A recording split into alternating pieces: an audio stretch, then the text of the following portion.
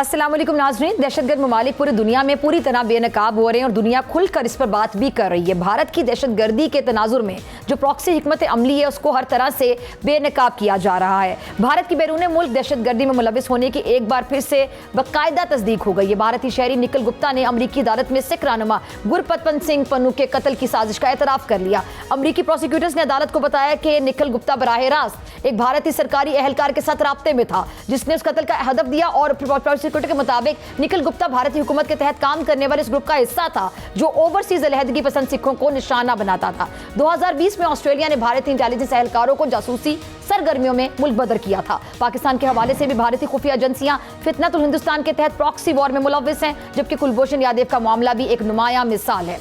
इसी तरह श्रीलंका, नेपाल और बांग्लादेश में भारत रियासती दहशतगर्द कार्रवाइयों में मुलविस रहा है।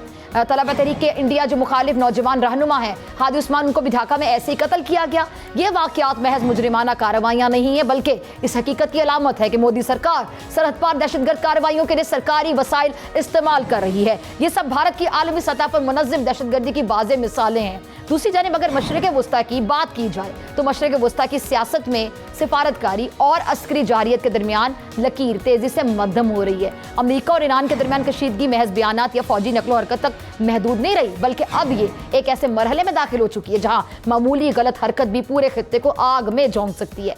इस पर बात करने के लिए मेरे साथ मौजूद है लेफ्टिनेंट जनरल रिटायर्ड गुलाम मुस्तफ़ा साहब और major general retired Zahid Mahmood साहब। बहुत शुक्रिया आपके कीमती वक्त के लिए। जनरल साहब, आपकी इजाज़त से जनरल गुलाम मुस्तफ़ा से मैं शुरू करना चाहूँगी। जनरल साहब, सबसे पहले मैं बात करना चाहती हूँ भारतीय दहशतगर्दी के हवाले से। पाकिस्तान तो बारहा ये बात बता रहा है लोगों को कि भारत किस तरह स्पॉन्सर्ड दहशतगर्द दुनिया के मुफ्त ममालिक में भेजता है और किस तरह दहशतगर्दी को प्रमोट किया जाता है भारत की जानिब से। अब दुनिया भी इस बात को मान रही है। जो निखिल गुप्ता का एतराफ़ है ये भारत की मुबैना सरहद पार रियासती पॉलिसी की तस्दीक करता है। कैसे देखते हैं आप इस पूरी सिनेरियो को, पूरी सिचुएशन को?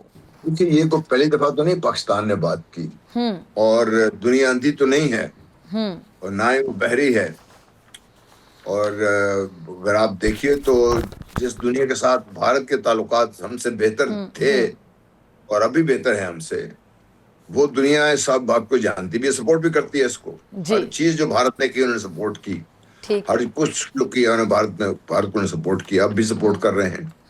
ये हमारी अपनी गलत फहमी रही है हमेशा से कि भाई अमेरिका ने हमारे साथ ताल्लुकात अच्छे हो गए हैं तो बरतानिया के ताल्लुक no I don't believe that. देखिए, भारत एक मनसूबाबंदी के तहत सब कुछ कर रहा था ये। अब उसने जब अपने हाथ बढ़ाए हैं, जब ये आग उन्होंने कनाडा ले गए हैं, अमेरिका ले गए हैं, तो अब लोगों को महसूस हुआ है कि भाई ये वाकई पाकिस्तान जो बात कर रहा था वो ठीक कर रहा था बात।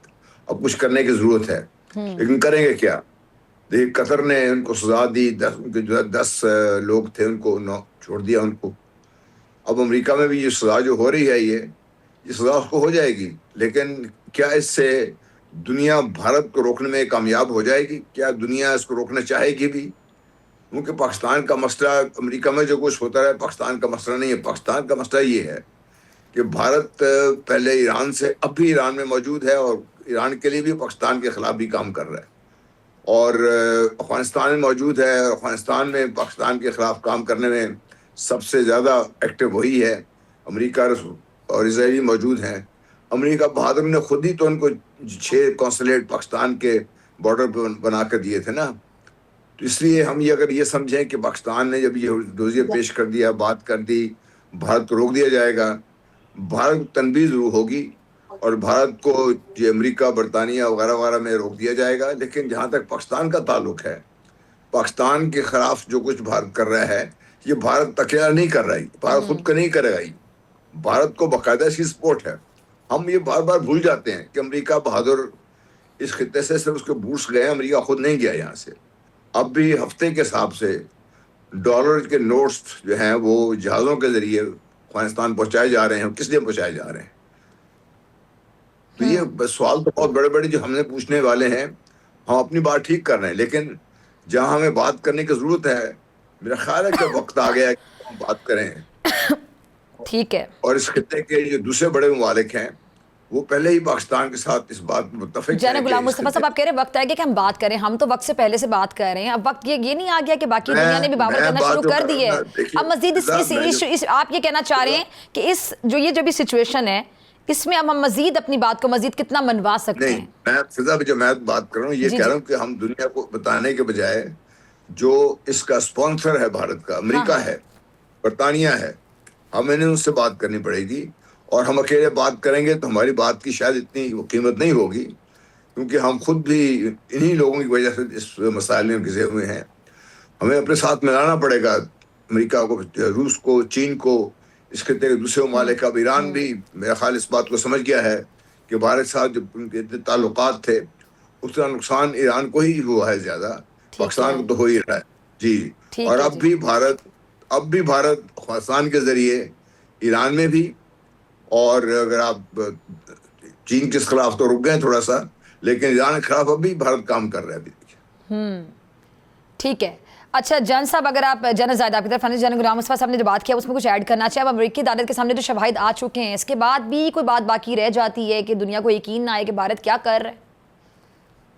دیکھیے ڈاکٹر صاحب، اب یہ جو نکل چوپڑا کا آیا ہے انسیڈنٹ، یہ پہلا انسیڈنٹ نہیں ہے. عدالت میں یہ لائے گئے تھے جی چیک ریپبلک سے پکڑ کے، اور یہ جو یادو نامی شخص تھا جو سرونگ ڈپٹی فورس کمانڈر تھا ان کی جو ریزرو پولیس فورس ہے جی، اس کے ساتھ یہ کام کر رہا تھا. اور نکل چوپڑا واز دا پرسن جس نے وہ مرڈر ہائر کیے تھے for the murder Gurpatwant Singh کا، اور ہی واز ٹو پے $100,000 ان کلرز کو اس نے دینا تھا. $15,000 یہ پے کر رہے تھے جب ایک گاڑی میں ان کی پکچرز پکڑی گئی تھی ایویڈنس کے ساتھ. لیکن آپ بات کرتی ہیں نا کہ امریکہ نے ایکشن لینا ہے. دیکھیں ہر ملک اپنے انٹرسٹ کی بات کرتا ہے. جو میرے پاس رپورٹس ہیں یا خبریں ہیں اس کے مطابق نکل چوپڑا جو ہے یہ امریکہ سے لے آئے تھے. سوری جی نہیں، ابھی ایک نکل گپتا کی میں بات کروں جو چیک ریپبلک سے پکڑا گیا. ٹھیک ہے. ابھی یہ وہ لوگ ہیں جو بھارت کا before white house oath, president Trump کے اوتھ سے پہلے نکل کو یہ نکل گپتا یا سوری نکل گپتا، آپ نے ایک دو بار بولا، مجھے میں کنفیوز ہو رہی تھی، میں نے کہا نکل گپتا کی بات کر رہے ہیں نا. جی یہ انڈیا واپس لے آئے. He was arrested from check republic. ٹھیک ہے. اور انڈیا اس کو لے آیا بھارت میں. اس کا مطلب ہے کہ جو امریکن اسٹیبلشمنٹ تھی یا جو بھی لوگ اس کو لیڈ کرتے تھے وہ دیور انہوں نے سپورٹ کیا بھارت کو، اس کو لے آئے انڈیا میں. یہ لے آ گئے کیونکہ اپنے ایجنٹس کو یہ لے آنے کی پوری کوشش کرتے ہیں. آئی تھنک انٹرسٹ کی گیم ہے جی.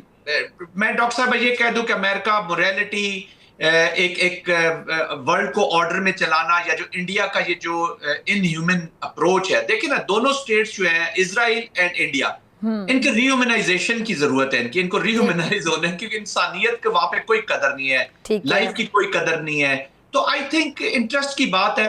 پاکستان اس وقت یا امریکہ یا ویسٹ ان کے خلاف ایکشن لے گا جب ان کو خود یہ سوٹ کرے گا. وہ بھی امریکن سٹیزن ضرور ہے بٹ سکھ ہے. یعنی وہ اس بات کا انتظار کریں کہ جب وہ ڈائریکٹ امریکن سٹیزنز کو ٹارگٹ کرنا شروع کریں گے تو پھر وہ ان کو سمجھ آئے گی.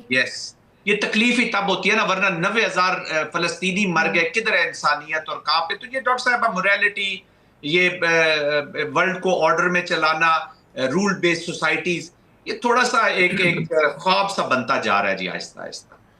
تو انسانی حقوق کی جو بات کرنے کی بڑے بڑے ادارے ہوتے ہیں جنرل غلام مصطفیٰ صاحب، پھر تالے لگا دیں وہاں پہ جب بات ہی نہیں کسی کی سنی جا سکتی وہاں پہ.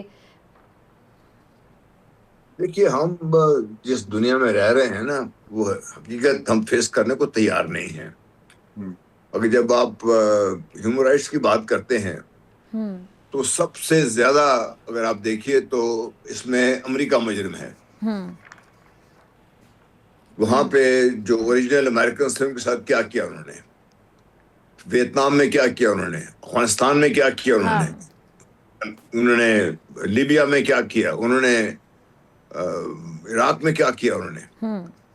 تو یہ ہیومن رائٹس کا جہاں تک تعلق ہے نا، یہ صرف ایک خواب ہے، ایک ایسا وہ ان کے ہاتھ میں ایک چھڑی ہے جس سے جب چاہیں وہ عام جو ممالک ہیں، غریب ممالک ہیں، تھرڈ ورلڈ کنٹریز ہیں، ان کو تو آپ کر سکتے ہیں. لیکن جہاں تک فرسٹ ورلڈ ہے، سو کالڈ فرسٹ ورلڈ جو ہے، وہاں پہ اس قسم کی کوئی ویلیو نہیں ہے. آپ نے کبھی فرانس کے بارے میں غور کیا جو سمجھتے ہیں کہ بہت بڑا کلچرل اور اس وغیرہ وغیرہ کا ایک گڑھ ہے. انہوں نے ہمارے کتنے مسلمان شہید کر دیے تھے صرف اپنا وہاں پہ قبضہ قائم رکھنے کے لیے.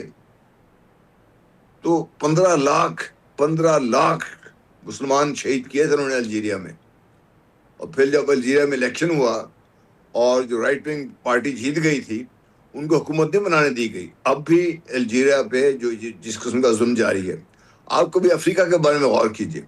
یہ مغربی دنیا ان کے اثاثے حاصل کرنے کے لیے, گولڈ, ڈائمنڈ وغیرہ وغیرہ, وہاں پہ جو ظلم برپا ہے اس کی تو ہمیں پتہ ہی نہیں چلتا. ہمیں آئی نو بیکاز زاہد کو بھی پتا ہے, مجھے پتا ہے, ہمارے آفیسرز وہاں پر جاتے رہے امن مشن میں. آپ کبھی ان کی داستانیں سنیں, ان کو آنکھوں میں آنسو آ جاتے ہیں دیکھتے ہیں جب بچوں کو تیار کر رہے ہیں. کبھی فرانس تیار کر رہا ہے, کہیں جرمنی تیار کر رہا ہے, کہیں برطانیہ تیار کر رہا ہے, کہ امریکہ تیار کر رہا ہے. ان کو لڑایا جا رہا ہے تاکہ آپس میں وہ لڑتے رہیں, خود وہ غریب رہیں, ڈوبتے جائیں, اور جو ریسورسز ہیں یہ لیتے جائیں. تو جنگ ایک طرف تو انٹرسٹ کی ہے, اور انٹرسٹ اپنے جو انٹرنیشنل آپ دیکھ لیجیے ریسورسز کے خلاف, تاکہ کوئی اور نہ لے کے چلے جائے, ان کا اجارہ ہو, اور ہم جیسے ممالک, دوسرے ممالک جو بڑھتے جو ملک ہیں وہ ان کے آگے ہاتھ جوڑ کے کھڑے رہیں. جنگ یہ ہے. اس لیے پاکستان, جب ہم یہ بات کرتے ہیں کہ موریلٹی کی, ہم بات کرتے ہیں ہیومن رائٹس کی, تو ہم حقائق سے ہٹ کر بات کرتے ہیں. ہم کوئی خواب کی دنیا میں رہتے ہیں, وہ ایک بڑے شاعر کی طرح جو بڑی بڑی باتیں تو کرتے ہیں, لیکن حقائق سے تھوڑی ہم نظر چرا کے بات کرتے ہیں. ٹھیک ہے عارف صاحب, ہم بنگلہ دیش کے حوالے سے ذرا بات کر لیتے ہیں. آپ دونوں سینئر گیسٹ میرے ساتھ موجود ہیں, اور آپ لوگ بڑا, آپ کا اس حوالے سے کافی نالج بھی ہے, تو میں چاہتی ہوں کہ آپ کی آبزرویشن, آپ کا انالیسز اس حوالے سے ناظرین کے ساتھ شیئر کیا جائے. جنرل زاہد, میں آپ کی طرف سب سے پہلے آؤں گی. ابھی جو بنگلہ دیش میں حکومت اب آ رہی ہے, تو یہ اینٹی انڈیا ووٹ زیادہ دکھائی دے رہا ہے, کیونکہ اکثر کہتے ہیں کہ جی کسی سے جو محبت ہوتی ہے اکثر وہ کسی اور سے نفرت کا ثبوت ہوتی ہے. دیکھیے, میں ڈاکٹر صاحبہ, پولیٹکس میں کوئی پرماننٹ پوزیشنز نہیں ہوتی جی. اور جو طارق رحمان صاحب کی بھی جو پہلی ٹویٹ آئی ہے, انہوں نے اس میں جو بات انہوں نے کی ہے ود دا پریس, وہ اس میں دونوں چیزوں کا انہوں نے ذکر کیا. پہلے تو انہوں نے کہا کہ جی ریوائول آف ڈیموکریسی ہوئی ہے. اس کا مطلب ہے وہ کہہ رہے ہیں پچھلے 15 سال یہاں پہ ڈیموکریسی, ڈیموکریٹک وائسز کو بالکل سپریس کر دیا گیا تھا. اس کے بعد انہوں نے آف کورس اس ٹوچ کا ذکر کیا, حسینہ واجد کا, انڈائریکٹلی, اور انڈائریکٹلی انڈیا کو بھی کنوے کیا کہ وہ ون سائیڈڈ ریلیشن شپ ہم نہیں رکھے. ہم کسی سبسروینٹ کا لفظ انہوں نے یوز کیا کہ Bangladesh will not be a subservient to any one thought. Yes, اور وہ ایگزیکٹلی ڈائریکٹلی انڈیکیٹ کر رہے ہیں ٹوورڈز انڈیا. انڈیا نے ایز یوزول اپنی کمیلین اپروچ کرتے ہوئے, مودی صاحب واز دا فرسٹ ون جنہوں نے ان کو میسج بھی کیا, ٹیلی فون بھی کیا, اور ریسیٹ کی بات کی. بٹ آئی تھنک حسینہ واجد جو ہے وہ ایک کریٹیکل ایلیمنٹ رہے گی, بیکاز شی ہیز بین, جو کورٹس ہیں انہوں نے ابھی رولنگ دی ہوئی ہے جی بنگلہ دیش کے کورٹس نے, اور یہاں پر بھی جو بنگلہ دیش کی جو پالیسی ہے وہ بات چیت اسی پہ کر رہے ہیں کہ جو فیوچر کی ہے کہ جی ہمارے جو رول آف لا ہے, کیونکہ جب ڈیموکریسی کا ریوائول ہوا ہے تو اپنے انسٹیٹیوشنز کو بھی ریوائیو کریں گے. آلریڈی اف یو نو کہ ان کی جو امینڈمنٹس آ رہی ہیں, یا جو انہوں نے انسٹیٹیوشنز کی جو ریفارمز کرنے ہیں, وہ آلریڈی 70% سے زیادہ لوگوں نے اس کو اپروو کیا ہے. ان میں جوڈیشل ریفارمز بھی ہے, تو اپنی جوڈیشری کو, اپنے انسٹیٹیوشنز کو بھی طاقت دینے چاہیں گے. جو نیا بنگلہ دیش ہے وہ پورے انسٹیٹیوشنز کو لے کر اٹھانے کی کوشش کریں گے. تو آئی تھنک تھوڑا سا پریشر ضرور رہے گا, لیکن یہ کہنا کہ بالکل اینٹی انڈیا ہو جائیں گے, اس کے چانسز کم ہیں. وہ اب ڈیپینڈ کرے گا کہ مودی حسینہ واجد کے بارے میں کیا ڈیسیژن لیتے ہیں. بٹ ہیونگ سیڈ آل دس, دیکھیے ڈاکٹر صاحب, ہمارے لیے امپورٹنٹ یہ ہے کہ دونوں انڈیپینڈنٹ کنٹریز ہیں, انڈیا اور بنگلہ دیش. یو کانٹ کمپیل دیم, ہمیں ریئلٹیز کے ساتھ رہنا ہوگا. امپورٹنٹ چیز ہے کہ ہمارے ان کے ساتھ کیسے ریلیشنز ہیں. ابھی ریسنٹ پاسٹ میرے خیال میں 1-2 دن پہلے ہی ان کے اسٹوڈنٹس کا ڈیلیگیشن آیا ہے. ایجوکیشن ڈپلومیسی میں ہم نے کام کیا ہے, پیپل ٹو پیپل کانٹیکٹ نے بڑھانا ہے. ہم نے اچھی چیزیں جو بنگلہ دیش کے ساتھ ریلیشن شپ ہے وہ بہت امپورٹنٹ ہے. اور Indians are also viewing with concern, یہ جو وہ ان کو ڈر یہ ہے کہ یہ جو ٹرائکا اگر اسٹیبلش ہوتا ہے انڈیا, پاکستان اور بنگلہ دیش کا, تو پھر ان کے کنسرنز رہیں گے. 5 ان کی اسٹیٹس ہے جس کا بارڈر 4100 کلومیٹر بارڈر ہے بنگلہ دیش کے ساتھ. ایسٹ میں آلریڈی ایک سچویشن ہے ایسٹرن پارٹ میں جو انڈیا کے, تو بنگلہ دیش اس کو ڈائریکٹلی امپیکٹ کرتا ہے. پھر پانی کے ایشوز ہیں, ان کے اسٹریٹجک اور ایشوز ضرور ہیں بنگلہ دیش کے ساتھ. پانی کا ایشو ہے, بارڈرز کا ایشو ہے, پھر یہ جو مائنورٹیز کا ایشو انڈیا بار بار کھڑا کر دیتا ہے. تو they have serious issues, but most important thing is کہ how we go with our diplomacy اور ریسیٹ, ہم اپنا کیسے اس کو آگے لے کر بڑھتے ہیں. باقی وہ انڈیپینڈنٹ کنٹریز ہیں, وہ آف کورس ان کے اکنامک ایجنڈا ہے, ان کا اپنا پولیٹیکل ایجنڈا ہے.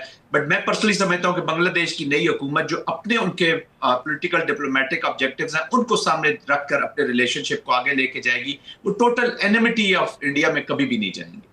ٹھیک ہے جی، یعنی بیلنس کریں گے. ٹھیک ہے، کل وہاں سے ایک صحافی بھی ہمارے ساتھ موجود تھے تو وہ بھی غالباً آپ کی والی بات کر رہے تھے کہ جی ہم بیلنس تعلقات رکھیں گے. ہماری جو خارجہ پالیسی ہے، جو نئی گورنمنٹ ہے، وہ غالباً مطلب ظاہری بات ہے، پہلے تو حسینہ صاحبہ تو ایک پراکسی بنی ہوئی تھی انڈیا کی، لیکن ابھی ذرا بیلنس قسم کا ایک ہوگا تعلق. دونوں مہمان میرے ساتھ موجود ہیں، آپ سے ملاقات ہوگی بریک کے بعد. خوش آمدید. جنرل غلام حسن آپ کی طرف آنا چاہوں گی. پہلے تو انڈیا کا باقاعدہ انفلوئنس تھا نا بنگلہ دیش پر، حسینہ صاحبہ پھر جس طرح وہاں سے نکلی وہ.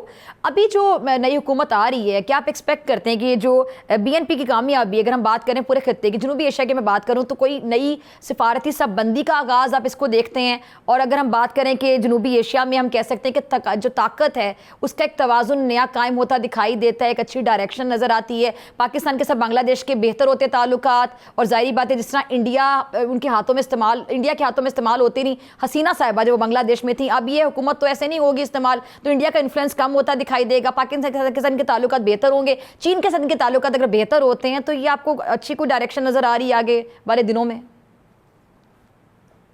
دیکھیے، طارق رحمان صاحب کی والدہ جب حکومت میں تھیں تو ان کے تعلقات پاکستان کے ساتھ کیسے تھے؟ باوجود اس کے اس وقت جو اینٹی پاکستان سینٹیمنٹ تھا وہ کافی زوروں پہ تھا. یہ رائٹ ونگ گروپ ہے یہ سارا. یہ پھر دوسری جو بہت اہم چیز ہے جو ہمیں نظر انداز نہیں کرنی چاہیے، بنگلہ دیش میں پہلی دفعہ جماعت اسلامی نے بہت بڑی کامیابی حاصل کی ہے.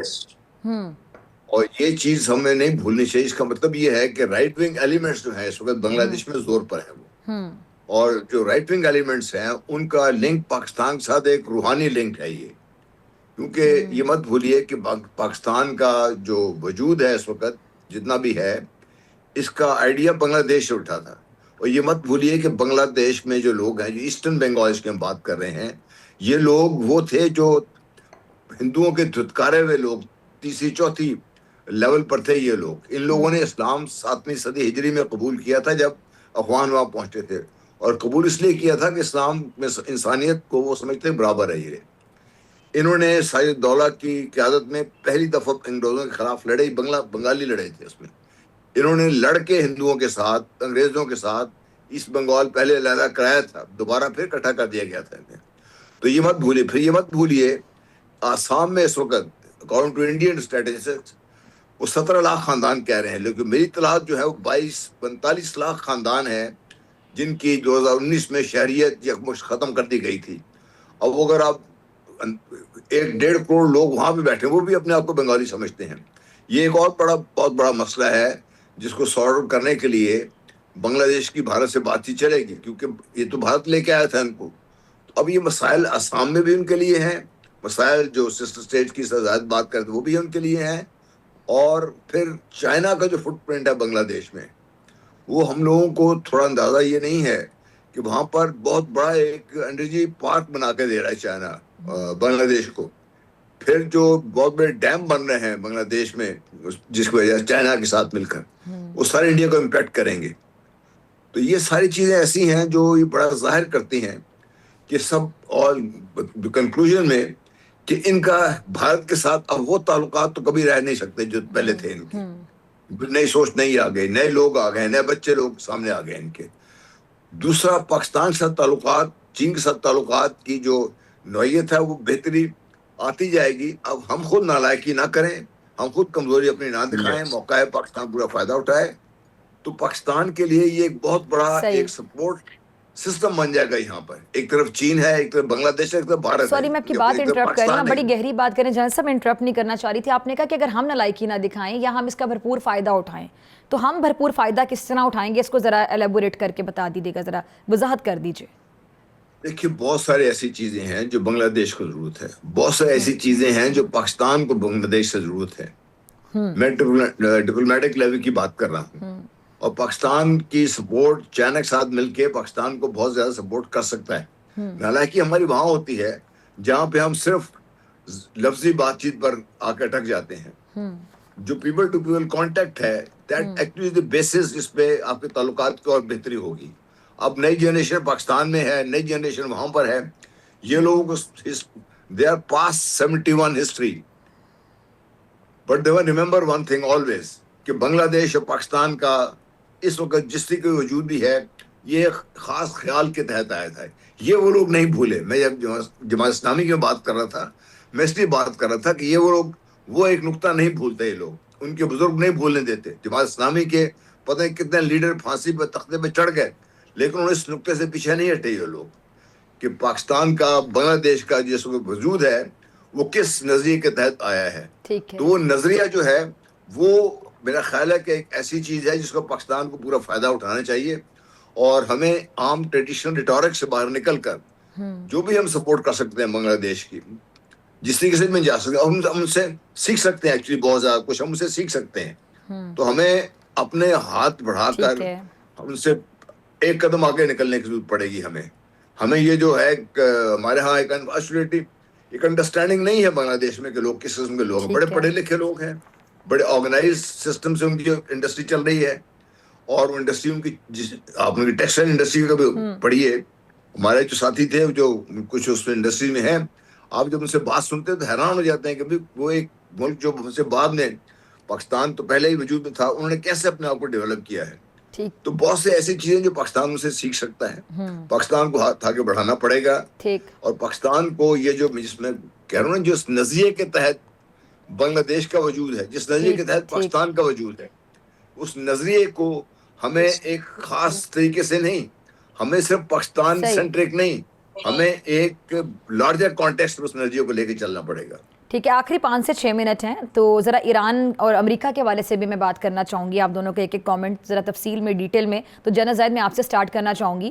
ابھی جو ایران کے سپریم لیڈر کے سینئر مشیر ہیں, انہوں نے ایک عرب ٹی وی کو انٹرویو دیا ہے جس میں انہوں نے واضح الفاظ میں کہا, جیسے کہ 12 ان کا موقف سامنے آتا رہا کہ جو ہمارا میزائل پروگرام ہے وہ ہماری ریڈ لائن ہے, اس پہ کوئی بات چیت نہیں ہو سکتی ہے. تو اب یہ جو صورت حال ہے, اس میں جو معاہدے کی بات ہو رہی ہے, اس کے امکانات آپ کی نظر میں کتنے ہیں؟ اچھا, ایک تو معاہدہ ہوتا ہے, امکانات ہے, یہ ایک سوال ہے, لیکن کیا امریکہ واقعی ایران سے معاہدہ چاہتا ہے؟ میرا سوال یہ ہے. یہ ٹائم بائی کیا جا رہا ہے دباؤ کے لیے, پریشر ٹیکٹک ہو سکتی ہے کہ اگلی جو اسٹریٹجی ہے اس کے لیے ٹائم مل جائے, تیاری کی جا سکے, یا جنگی تیاری کے لیے استعمال کیا جا سکے, یا واقعی معاہدہ چاہتے ہیں؟ پھر جو ایران کا موقف ہے وہ بھی صاحب کے سامنے ہی ہے. جنرل زاہد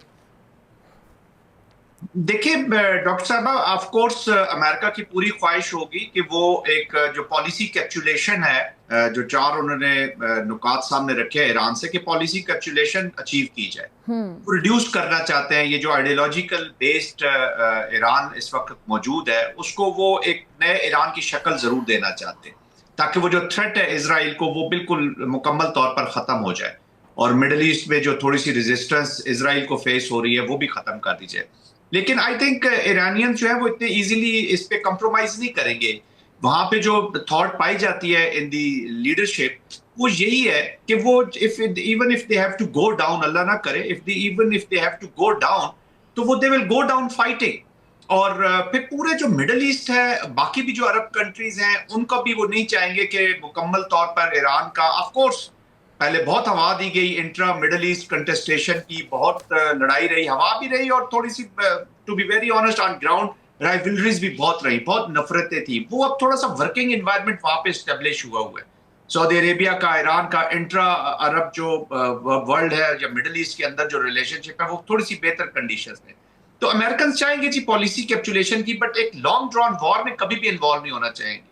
آئی مین کہ بوٹس آن گراؤنڈ وغیرہ, یہ تو اٹس ناٹ پاسبل, وہ بہت ہی ڈینجرس فینومینا ہو جائے گا. But having said that with Trump in office, دیکھیں ٹرمپ ہی تھے جو اس ڈیل سے پہلی نیوکلیئر ڈیل سے باہر نکلے تھے, تو اب بھی ون ون سچویشن ہو سکتی ہے. اب یہ ڈیپینڈ کرتا ہے کہ جو باقی ممالک ہیں, جو کامن فرینڈز ہیں, وہ کس طریقے سے کمپیل کر پاتے ہیں president of U S A کو. بٹ انپریڈکٹیبل پرسنالٹی ہے, ان کو کوئی پتہ نہیں چلتا کس چیز سے ناراض ہو جائے, کیسے پالیسی لے کے جائے. Even with in American establishment وہاں پہ کنسرنز ہے ود دی پریزیڈنٹ کی جو اپروچ ہے. ابھی آپ نے جو امیگرینٹس کا دیکھا, جس طریقے سے وہاں پہ within United States pressure built ہو رہے, تو وہ بالکل اس کو مانے نہیں کر رہے, اس کو کوئی اتنی میننگ نہیں دے رہے ان پروٹیسٹ کو, یا جو احتجاج یا چیزیں ہو رہی ہیں وہاں پہ.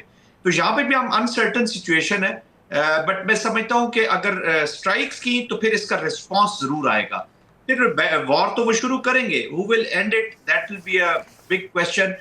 پھر مڈل ایسٹ بھی ریسیٹ کرے گا اپنی پوزیشن کو, عرب ورلڈ بھی ریسیٹ کرے گا اپنے آپ کو. وہ اگر امریکن اپلیکیشن ہوتی ہے تو آلریڈی وہاں پہ کنسرنز ہے اپنی اسٹریٹجک اٹانومی کے. پاکستان سعودی عربیہ کی جو اسٹریٹجک پارٹنرشپ ہوئی ہے, اس طرف ایک اشارہ ہے کہ جو ویسٹ اور یو ایس کے ساتھ ان کے ارینجمنٹ ہے, ان کے لیے کنسرن کریٹ ہو جائے گا. جب ایرانین رسپانس جائے گا इन द मिडल ईस्ट जहाँ पे अमेरिकन इंटरेस्ट पड़ा हुआ है। जी अच्छा जी, जनरल साहब जैसे कि अरब ममालिक का जिक्र किया अभी जनरल जाहिद ने, तो जनरल गुलाम मुस्तफ़ा साहब मैं बड़े अफसोस के साथ कह रही हूँ कि खित्ते में जो अरब ममालिक हैं मतलब कुछ छोड़ के मुमकिन जंग में अमेरिका का साथ देते दिखाई देंगे आपको?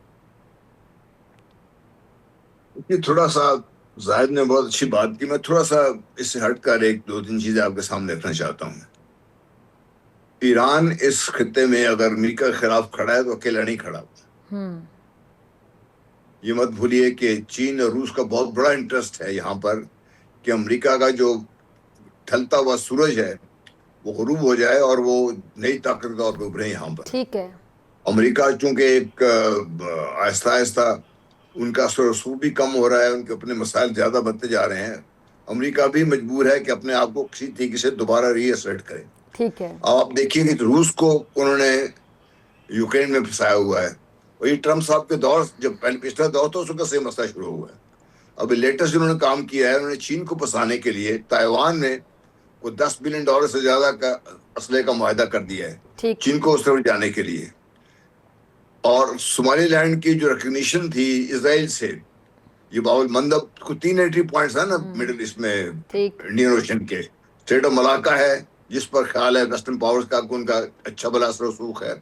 दूसरा बाबुल मंदब है जिसके एक तरफ आकर इजराइल बैठा हुआ ऑलरेडी, एक तरफ दूसरी तरफ जहाँ पे यमन है, वहां पर आप देखिए कि सऊदी अरेबिया और यूएई की जो आपस में चपलकशी की वजह क्या है, वो ये है कि यूएई वहां से उन यमनीज का रसूख खत्म करना चाहता है जो अमेरिकन इंटरेस्ट के खिलाफ काम कर रहे हैं।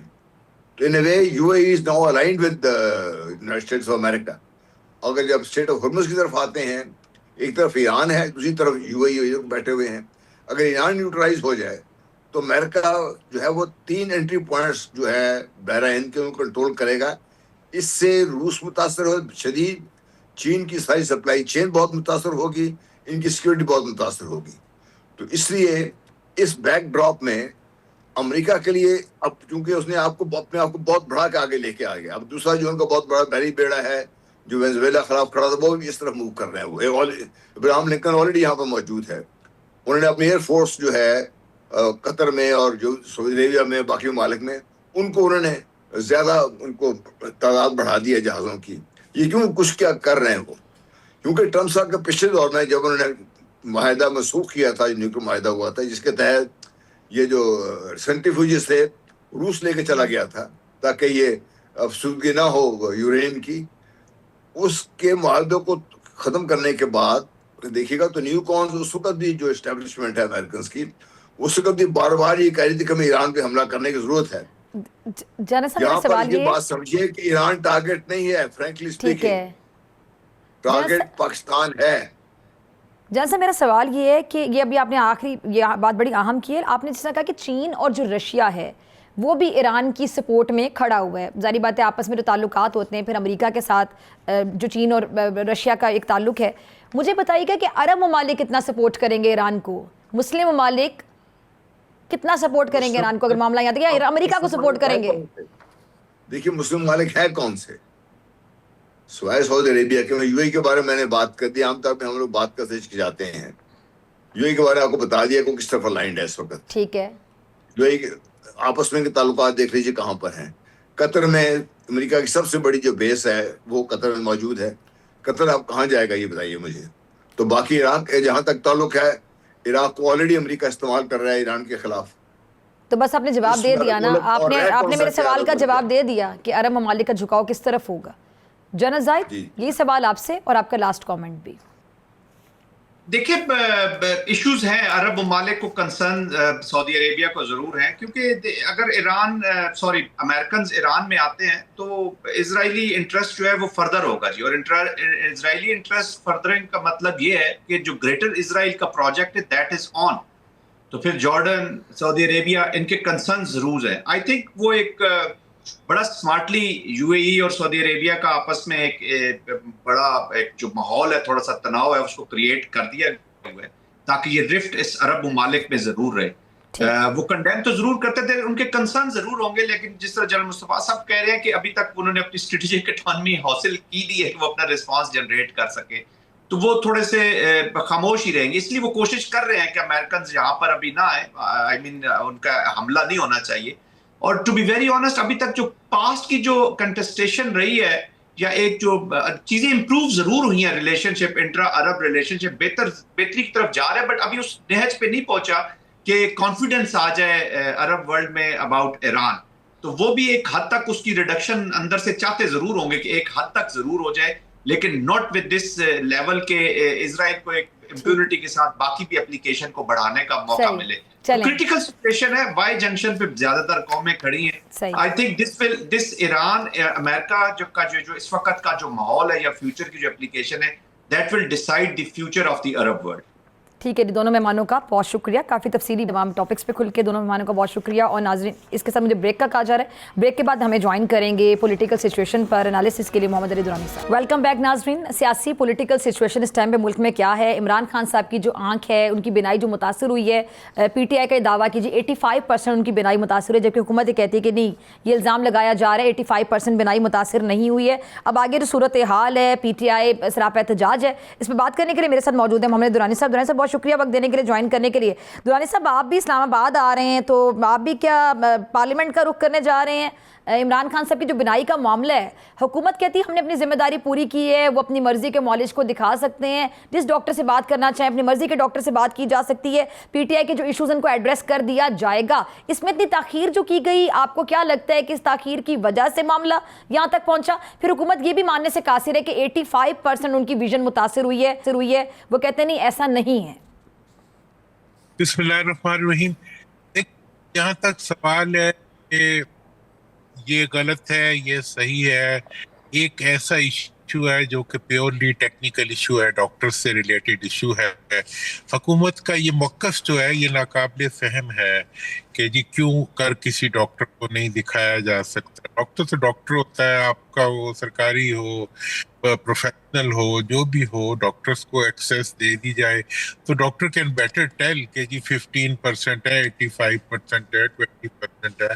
وہ ڈاکٹرز کا ہی یہ فیصلہ ہو سکتا ہے. لیکن اس وقت حکومت کی طرف سے جو تاخیر اور سیاست اس کے اوپر ہو رہی ہے, وہ کم از کم میری سمجھ سے تو ٹوٹلی وہ بیونڈ ہے کہ کیا جواز ہے کہ اس قسم کا پہلے ہاسپٹل آنا چھپایا گیا, پھر اس کو کیجولی بتایا گیا, پھر دوبارہ ہاسپٹل لے جانا جو ہے اس کو ایک ایشو بنایا گیا.